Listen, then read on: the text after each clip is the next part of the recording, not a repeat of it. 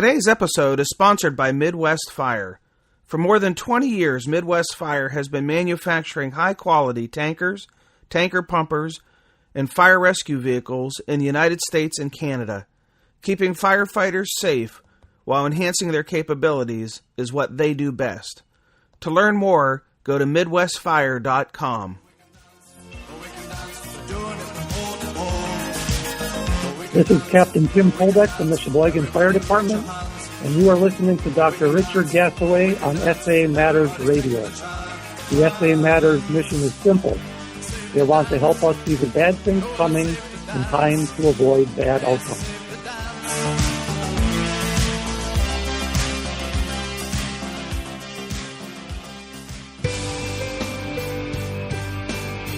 Hello, and welcome to episode 82 of the Situational Awareness Matters radio show.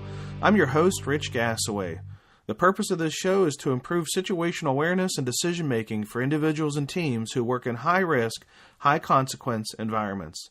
The SA Matters mission is simple: to help you see the bad things coming in time to avoid bad outcomes. I'm coming to you today from Bradenton, Florida, where I'm in town to deliver 4 situational awareness programs for the Managerial Association of Emergency Services, a consortium of leaders in fire and EMS. The programs are being hosted in both Bradenton, Florida, and Northport, Florida. From Bradenton, I head over to Clearwater Beach, where I will present at the Volunteer and Combination Officers Section Symposium in the Sun. The International Association of Fire Chiefs VCOS Symposium is one of my all-time favorite conferences. In fact, I like the VCOS Symposium so much that each year I personally sponsor a $1,500 scholarship so that an up-and-coming fire service leader can attend. It's called the Emerging Leader Scholarship, and you can learn more about it by going to their website, VCOS, for Volunteer Combination Officers Section, VCOS.org, and look up the scholarship. This year's recipient is Captain Adam Farrar of the Scott Township, Indiana Fire Department. I'm super excited to announce the release of my 3rd book in the Situational Awareness Matters series. This book contains 30 lessons for improving first responder situational awareness and decision-making under stress. If you're interested in purchasing the book, or any of my books or videos, head over to the SAMatters.com website and click on the store link. Have you experienced or witnessed a near miss and would like to have a platform to share your lessons learned with others? Please consider contacting me by visiting SAMatters.com and clicking on the Contact Us link on the top of the homepage. Think about this for a moment. The lessons learned from your near miss could save the life of another first responder. If you've listened to this show, you know that I've interviewed dozens who've shared their valuable lessons. If you want to share yours, contact me. In today's episode, I'm discussing unmanned aerial vehicles, or UAVs, or drones, as some people might know them, with John Martens, the founder of NMotion UAS. John also serves as a firefighter and has first-hand understanding of how this technology can aid in the development of first responder situational awareness. So let's join in on my discussion with John Martens, founder of NMotion UAS. John, welcome to the show. Chief, it's good to be here. Just sitting here in my home office this morning. Looking forward to speaking about a new topic that's really changing the game for a lot of the ways that we look at emergencies and get an overview. Yeah. So I'm excited to be here. Thank you. And I'm excited to have you. Now, John, before the listeners get too of the mindset that this is just a tech guy, you're a firefighter too, right? Yeah, you're right, Chief. I started as a firefighter right out of high school. I had the passion, come to me early, did some ride-outs with local departments, got connected, and fortunately, I was actually one of the last, students to be able to test out a Fire 1 without having to go through the full semester class. I was able to do a lot of self-study, and I think it was around a month, but I had also I had, fortunately, some really good educators around me to help get me through all the practicals and get me ready to hit the ground running. And so fortunately, I was able to get that taken care of. And actually I had a full-time job, career fire job at age 20. So I was able to get in the door young while I was in college and really get started on my career. And pretty much right after that led into some small businesses, which allowed me to touch base on using a lot of digital media, did a lot of websites, did a lot of graphics, stuff like that. But more of it led to video. And what video did is it brought me into the UAV drone industry, which, again, sounds very intimidating and scary, but I'll be honest with you, I had no experience flying anything like that ever before. And so the adoption was just so simple, and it led from being a commercial business where I was filming things, filming anything from training videos to wedding videos to promotional commercials and stuff. And then we saw the forward vision and how that might change our industry and emergency services. And from then on, I was hooked, and I knew that at some point this was going to be something that was more of a tool used in our industry that we'd never seen before. Mm-hmm. Well, it's certainly gaining some. I don't know if I want to quite go as far yet as to say popularity, but it's certainly gaining some notoriety as far as the fire service being introduced to that technology. Now, anytime there's some technology involved, there can be some angst and some anxiety about not knowing, how to work this, or it sounds complicated, and right. So, what are some of the right up front? What are some of the concerns that you might hear, or questions that you might field from people as you're having discussions with them about this technology for emergency services? So we can just jump to what some of those issues are and put them to rest. Sure. So I'll start with branding. When a lot of people hear the word drone, about half the people we've surveyed say, yeah, that sounds like a military drone that drops missiles and, does all that stuff. And then about the other half of the people are starting to say, oh, you mean one of those small toys? Well, I'm here to tell you that what we deal with and what we work with are neither of those two. What we have is a very small tool that we've actually framed or branded as a vertical camera system. Drone is kind of the ongoing word. That's in all the bad news stories, and that's what really puts the negative perceptions in people's minds. But like I said, I'm here to tell you that, UAVs or vertical cameras are able to fly slower, lower, and closer to emergencies than any manned aircraft and still provide much of the same information with a very low cost, a substitute for a manned aircraft. And again, that's streaming live video or live imagery, whether it be thermal, whether it be color, and even now getting into some hazmat sensing capabilities. It's able to stream all that data in real time to the ground, to whoever's operating it or whoever has the ability to monitor that video feed. So it's pretty amazing. And again, we have to be careful with how we brand it. When I look at thermal cameras, so I wasn't quite a firefighter when thermal cameras came around, but I know that if we would have called them heat seekers, there may have been some bad branding, versus if we call them, oh, it's a thermal imaging camera. That's a little bit less intimidating. Well, this is no different in the fact of calling this a drone versus calling this a vertical camera system or a tool that allows us to see information from a bird's eye view. And so it's just a couple of those, misconceptions can lead others, who aren't as familiar. They may be intimidated by that. And, there's the regulatory landscape that at times can be a little bit intimidating as well.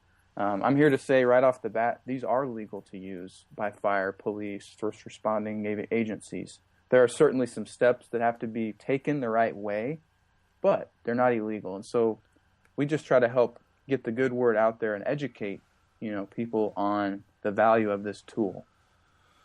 What's the range on one of these? We send it up. How far can it travel under our controls? Sure. So I'll start with what's legal or recommended. Right now the regulatory landscape is going to say that this needs to stay within visual line of sight, which means that we need to be able to see the thing, with our eyes.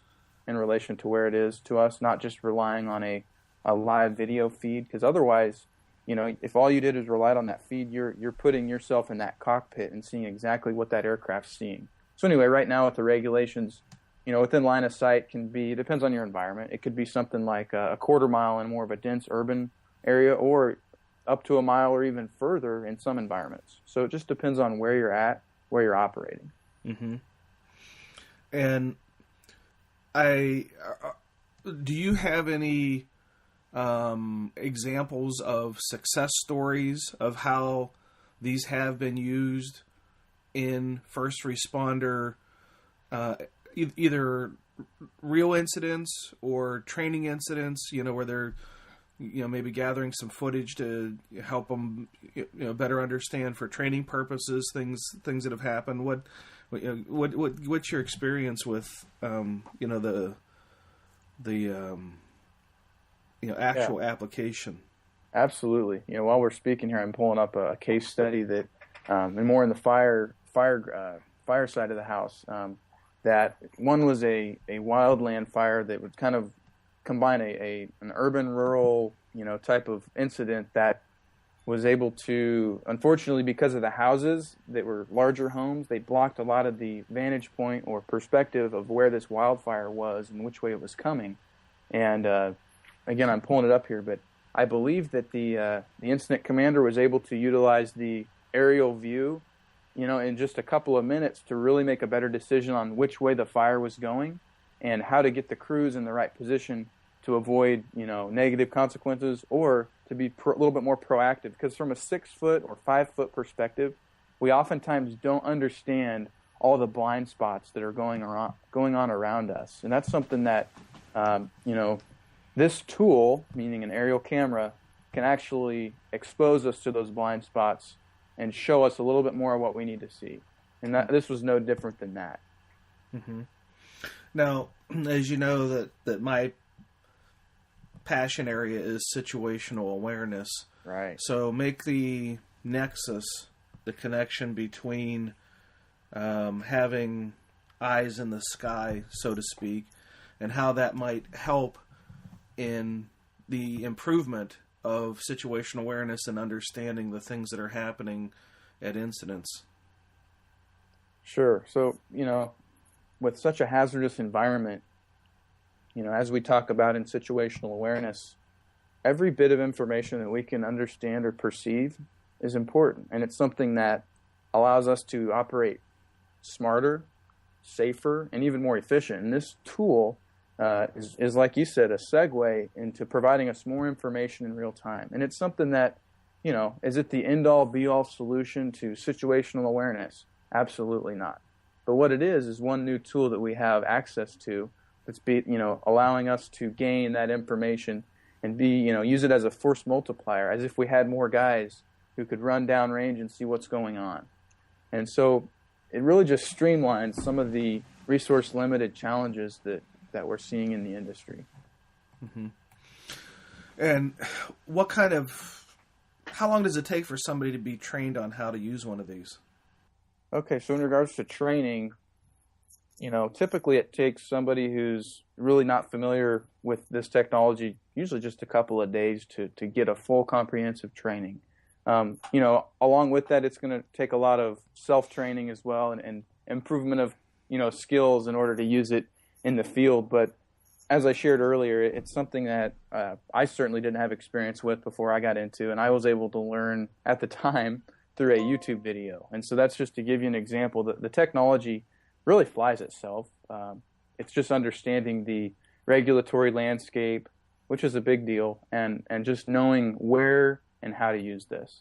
And speaking, again, on the regulatory landscape, I want to make sure that we communicate. So the FAA, the Federal Aviation Administration, unfortunately, right now, they view this as an aircraft, even though it's a couple of pounds in weight, and isn't a large dense object to come down. It's still seen as an aircraft, and so right now, as the rules improve and as the regulators figure all this out, they've kind of put a blanket policy on any UAV or drone and called it an aircraft. So with that being said, there's a little larger amount of work that has to be done up front, but it's something that is going to get easier with time. But again, they're legal to use. There's just some steps that have to be taken, and that's something that we try to make sure people are aware of, because a lot of people and customers just assume that this is something they can buy at Radio Shack, and that's not the case. Those are toys, not tools, and we want to make sure we get the good word out that you want something that's battle-tested, field-proven, and ready for the rain, the snow, the challenging environments that we all respond to. Mm-hmm. Now, does somebody have to be certified or licensed to own or operate one of these? So, yeah, in a way, the department who is looking to acquire this technology, they have to go through a process called the COA, Certificate of Authorization. And what that is a process with the FAA right now that, in a nutshell, what they're looking for is the 5 W's: the who, the what, the when, the where, and the why. And that's just questions that they need to know information on, especially the aircraft. You know, they're concerned about that. They have an airspace to protect, which makes sense, but it is a little bit extreme at times, considering that most of us in the fire industry or law enforcement, all we're looking to do is get a quick eye in the sky, and usually we're able to do that in under 150 feet.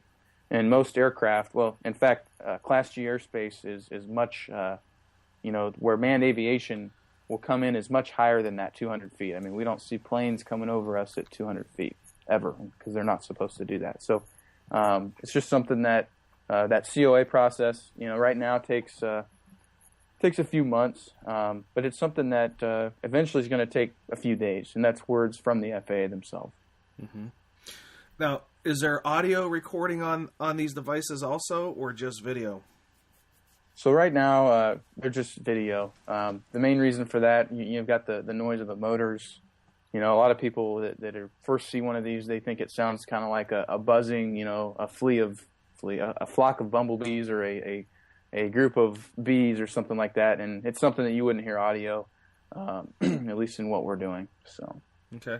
And they have one camera on them, or more than one camera?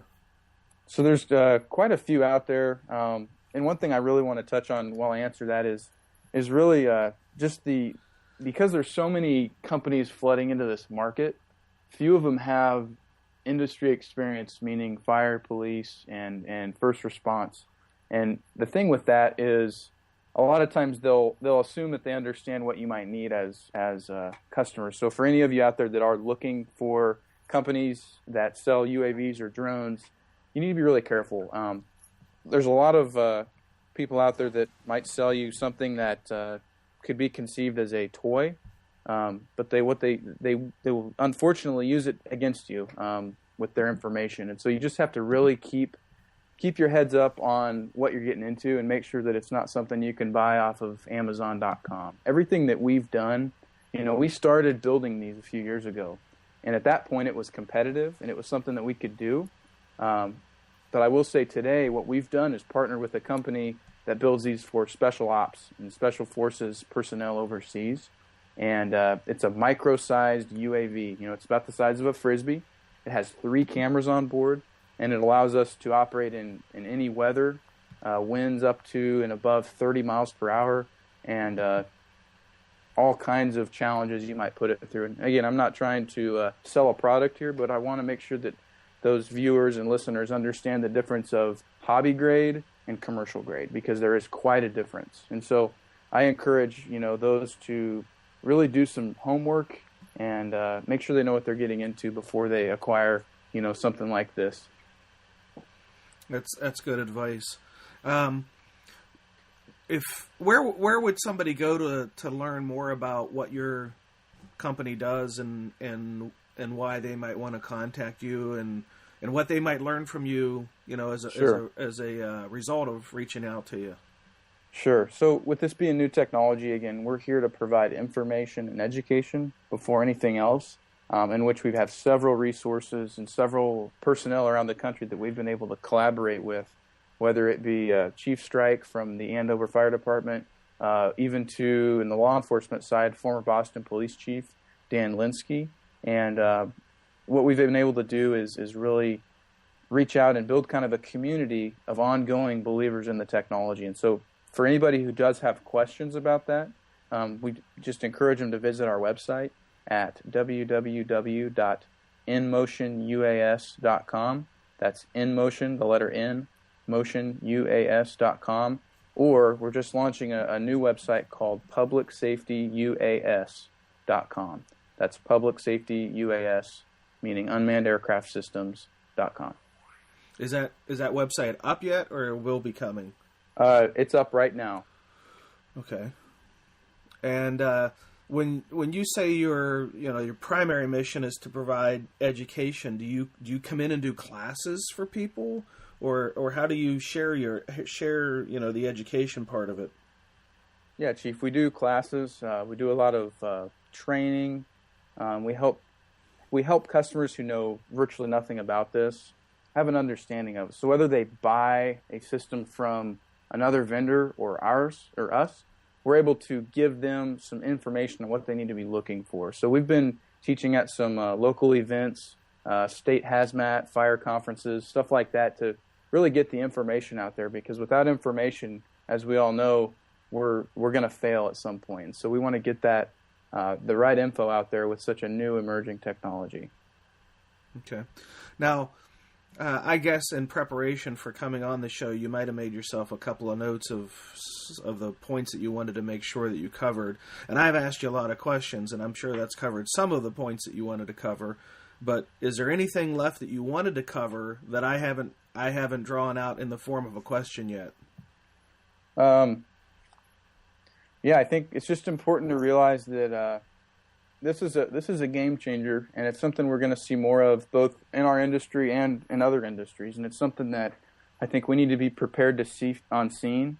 At times, you may see these entering your scenes from a hobby or a toy UAV. It may be somebody who wants to come take cool pictures. Well, unfortunately, that's a distraction to your operation. And if the information isn't being relayed to your incident command or your boots on the ground, you're really not gaining anything from it. And so as you see more of these popping up, just be aware of some of the rules that as an incident commander, you are in charge of your scene, which is your scene and above it as well. And so you have the right to escort those personnel away or put law enforcement on the task of getting that thing away, because the last thing you want to do is have a distractive, buzzing above your fire scene and have that create a greater lack of situational awareness for your guys on the ground. Now, if it's something that's coordinated, again, with your incident command, you've got a whole new tool you can utilize. But without that, that's nothing but a distractive toy. And so we want to make sure that our listeners are aware that they have, that capability. And I also just want to touch and make sure those understand that this is something that can be used for a lot of things. There's a lot of smaller agencies who may not have the funding to buy this for just their fire department, but this is something that can easily be a joint resource, whether it be used for, the law enforcement, your tactical teams, your SWAT teams, the fire, the rescue guys, and even emergency management. So we just challenge everyone listening today to be aware that this stuff is coming and check it out. It's something that gives us a new vantage point and removes our blind spots in real time. Yeah. Now, John, do you have a case study or two that you could share where maybe UAVs have been helpful in coming to a successful ending, or at least helping the responders have a heightened awareness? Yeah, so another story I wanted to touch on, and if anybody wants any copies of these case studies, I have a full sheet here in front of me that would allow them to take that to other personnel and really read the story and the dialogue. Another one I'll touch on very quickly, is a case that happened out east. And what had happened is there was an old folks home, and a gentleman that had escaped. I think he was an Alzheimer's patient, had escaped from his facility, got out in the woods somewhere, and immediately they sent crews on the ground to search for this lost man. And I think it was something like 2.5 days later, they still hadn't found him. They were obviously getting concerned for, rescue recovery. And what they did is they had somebody in the area that had access to a UAV who was called out, who launched it. And again, in just a few seconds, I think the story said a few minutes actually, but they were able to locate this guy near a tree. And it's something that they couldn't see, from their 6-foot perspective. But through putting that in the air and moving at a much faster rate, these things will move anywhere from 20 to 40 to 50 miles per hour. I know that sounds scary, but anyway, they were able to really make some headway and find that individual in literally a few minutes. And likely, without that, it may have taken a lot longer, and it may have changed the outcome. So that's another quick story, and we've got some other ones as well. Hazmat is huge, and especially with thermal imaging, detecting leaks or detecting weaknesses in different structures, you really can make some good information available in seconds that otherwise would have required, things like a full aerial platform truck to get up high and to look at, or even a helicopter. I know that sounds odd, but this information that these UAVs provide is very similar to what you would gain from a helicopter.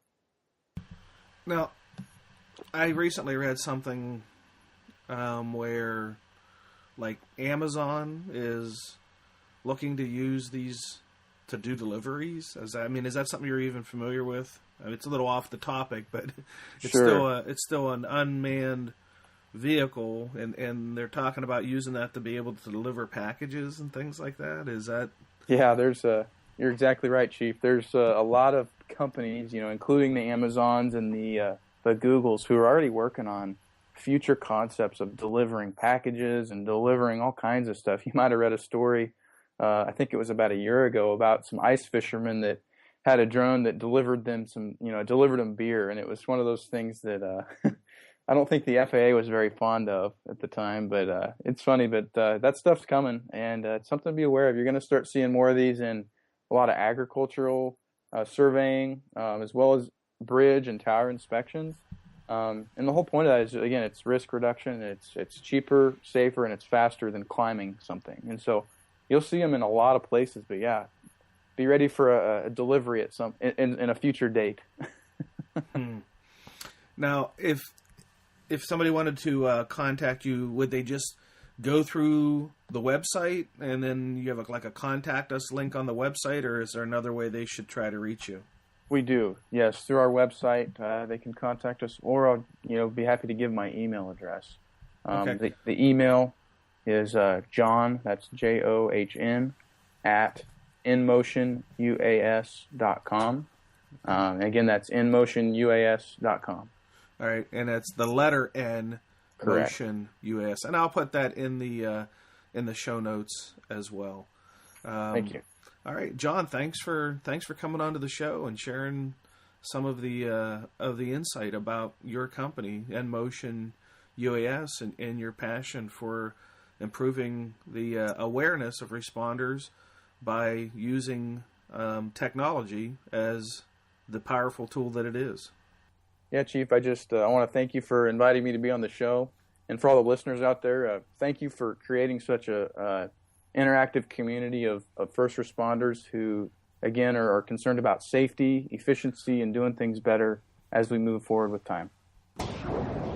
Thanks, John Martens, for sharing your passion and vision for how UAVs can help first responders in developing and maintaining situational awareness by providing access to information that might otherwise not be attainable.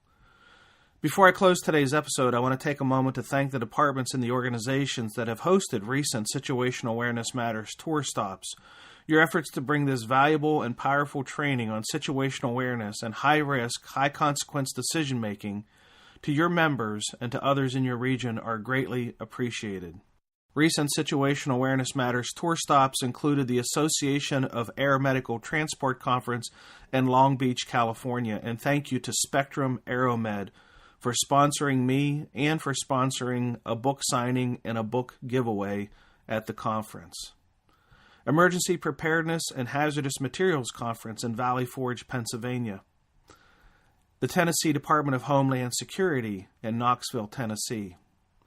The Lake County Fire Chiefs Association, just outside of Cleveland, Ohio. And by the time this episode airs, these next 3 programs will have already been completed, but I wanted to show my appreciation to them anyhow. The Managerial Association of Emergency Services, programs both in Bradenton and Northport, Florida, and the International Association of Fire Chiefs Volunteer and Combination Officers Section Symposium in the Sun in Clearwater Beach, Florida. If you want to join me at a future Situational Awareness Matters tour stop on November 17th, I'll be doing a program for the International Association of Fire Chiefs Company Officer Leadership Symposium in Dallas, Texas. On December 1, the M-STEP Conference in Brooklyn Park, Minnesota. December 5 and 6 for the Scott Township Fire Department in Evansville, Indiana. December 8th for the International Association of Fire Chiefs Company Officer Development Symposium in Phoenix, Arizona. December 14th for the SBM Fire Department in Spring Lake Park, Minnesota. And December 27th for the Beaver Falls Fire Department in Beaver Falls, Pennsylvania. If you're interested in attending an upcoming Situational Awareness Matters tour stop, head over to the SAMatters.com site and click on the blue box on the right side of the homepage labeled Upcoming Events Schedule. Here's hoping there's a tour stop near you and we'll get a chance to meet up. If you're interested in hosting a Situational Awareness Matters tour stop in 2016 for your department or association, contact me through my website and we'll get something set up for you. If you're not a member of the SA Matters community of learners, please consider joining. There are more than 5,000 members connected here on SA Matters, sharing ideas about how to improve situational awareness, how to make better decisions under stress, and how to train our members to be critical thinkers and resilient problem solvers. Membership is free, and when you sign up, I'll send you a special report that I've created just for the new members called 25 Best Practices for Improving First Responder Safety. If you're not a member yet, head over to the SAMatters.com website and click on the red box on the right side of the homepage. It says Free Membership. As a reminder, every episode of the SA Matters radio show has a corresponding show notes page on the website. All the most recent episodes scroll on the homepage. For the older episodes, you go to the SAMatters.com / and then enter the episode number, which is always mentioned at the start of each show. So, for example, if you wanted to access, say, episode 60, you would open up your internet browser, type www.samatters.com /60. That'll take you to the page that contains the link to the episode. The show notes page also contains additional information and resources about the episode, and depending on who my guests were, there might also be incident scene, photographs, video, audio, and contact information for the guests. On the show notes page, you can also ask questions and leave feedback about the episode. If you want to get connected with me on social media, on Twitter you can follow @RichGasaway or @SAMatters. Again, that's on Twitter. The SA Matters Twitter community is more than 16,000 followers strong, supporting our mission there. And for all those connected with me on Twitter, thank you for that. You can also get connected on Periscope by following @RichGasaway. Periscope is a Twitter spin-off, I guess you'd say, that allows you to record some short live video segments and people can interact by asking questions. So if you want to follow @RichGasaway on Periscope, I'm doing some short Periscope videos periodically there. You can also get connected on Facebook by joining SA Matters' private Facebook page. The private Facebook page membership is free. Go to facebook.com /groups /SA Matters. Facebook.com /groups /SA Matters. I have a really good discount running on the new book on the private Facebook page. There's a discount code there. You can get 50% off on the cost of the new book. On LinkedIn, you can find me by searching Rich Gasaway, and thanks to everybody who's connected with me on LinkedIn and Facebook. I appreciate that, too. If you like the show, please consider going to iTunes or Stitcher Radio and subscribing. Search SA Matters Radio. That's SA Matters Radio on Stitcher or iTunes.